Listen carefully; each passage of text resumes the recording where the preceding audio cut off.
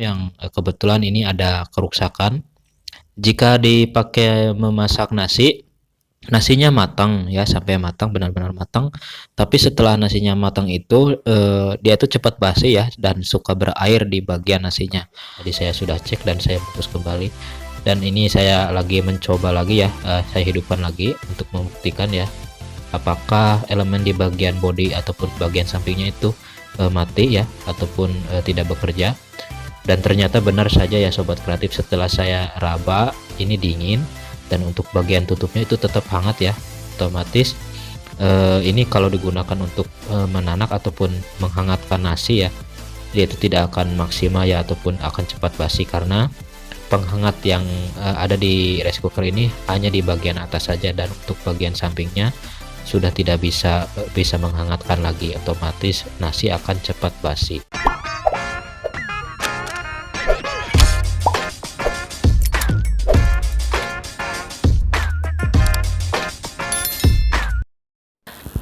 Assalamualaikum warahmatullahi wabarakatuh. Apa kabar sobat TD Kreatif?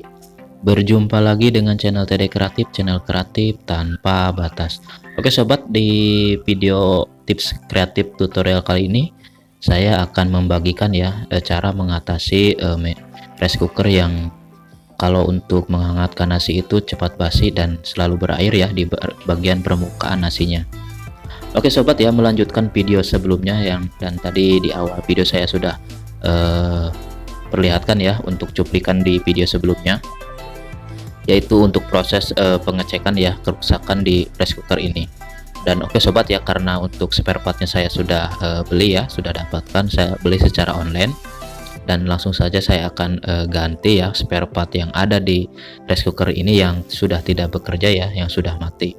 Oke, langsung saja ya, karena di sini untuk kerusakannya yaitu di penghangat di bagian sampingnya itu sudah mati ya, dan untuk penghangat yang di bagian tutup ini masih bagus ya, masih normal. Dan ini yang bagian samping yang ada di dalam sini sobat ya, nanti saya akan bongkar dan saya akan ganti dengan penghangat ataupun elemen penghangat yang baru. Oke, untuk caranya sobat ya, untuk proses pembongkaran di sini saya akan skip saja ataupun saya percepat supaya tidak terlalu panjang untuk durasi videonya. Dan untuk sobat yang ingin melihat proses pengecekan ataupun pembongkaran di awal video ini ataupun dari rice cooker ini, sobat bisa melihat ya di video sebelumnya atau video yang waktu saya membongkar dari rice cooker ini, untuk melihat kerusakannya di bagian mana. Oke sobat, ini sudah saya buka ya untuk tutup bagian bawahnya dan juga sampingnya. Dan ini untuk bagian elemen yang ada di samping yang melingkar di bagian bodi ya, di sini yang ditutupi dengan aluminium foil. Ini tinggal kita ganti saja. Dan untuk harga elemen penghangat seperti ini cukup terjangkau ya sobat kreatif. Saya beli secara online ya, itu kisaran harganya 10-12 ribuan, tapi belum termasuk ongkos kirim. Tapi kalau beli secara offline ya di toko langsung ya kisaran 15.000 sobat ya. Jadi sobat kreatif mungkin ya yang ingin memperbaiki sendiri ya di rumah, kalau punya rice cooker yang bermasalah mungkin seperti ini masalahnya sama, sobat bisa tiru ya cara seperti ini, bisa praktekkan, bisa contoh, dan ini saya pastikan akan bisa berhemat.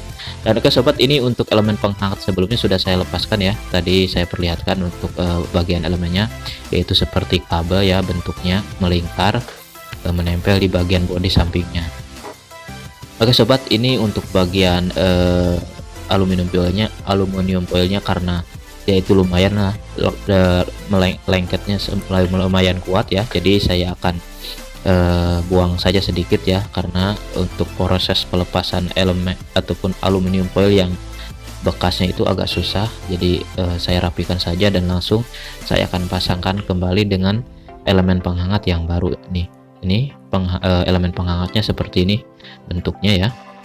Jadi oke sobat ya, di sini saya akan informasikan, mungkin ada di beberapa merek yang bentuk penghangatnya beda ya.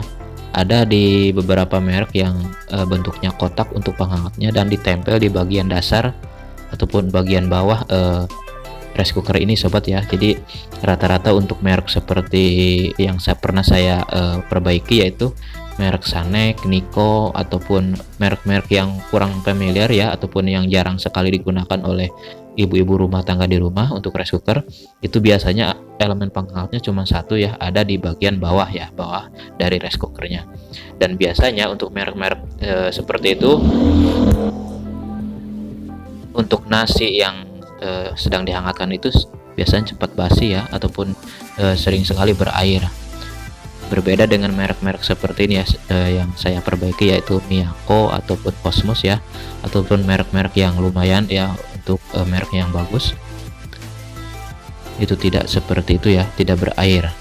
Oke sobat ya, ini untuk proses pergantian ya, sudah saya lingkarkan untuk rice cookernya, untuk elemen penghangatnya. Dan tadi yang saya pegang itu yang bulatan warna hitam itu adalah termostat ya, sensor suhu, yaitu yang mengatur antara perpindahan dari mode menanak nasi ke penghangat ya sobat ya. Jadi kalau alat itu rusak ya, ataupun sudah mati, itu nasinya akan gosong ya sobat kreatif ya. Jadi dia akan gosong dan kita harus menggantinya, dan untuk harganya juga sangat murah sekali untuk harga termostatnya. Oke sobat, ini untuk proses pergantian sudah saya ini ya ganti, sudah saya pasangkan.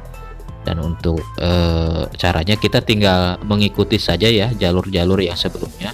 Jadi sebelum kita lepas elemen penghangat sebelumnya, kita ingat-ingat dulu ya posisi kabelnya ataupun penggabungan kabelnya di mana ya, karena di sini kan banyak sekali kabel yang menyambung ke bagian elemen penanak nasinya di bagian bawah. Itu dia, itu beberapa kabel tergabung ya. Jadi kita harus mengingat-ingat ya posisinya supaya nanti tidak salah menggabungkan kabel dari elemen penghangatnya.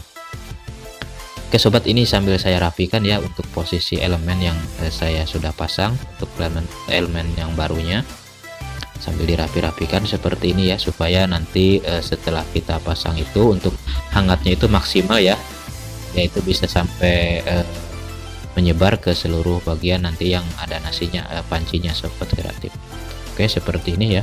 Oke sobat, mohon maaf ini kalau di belakang saya banyak suara sepeda motor lewat ya, jadi karena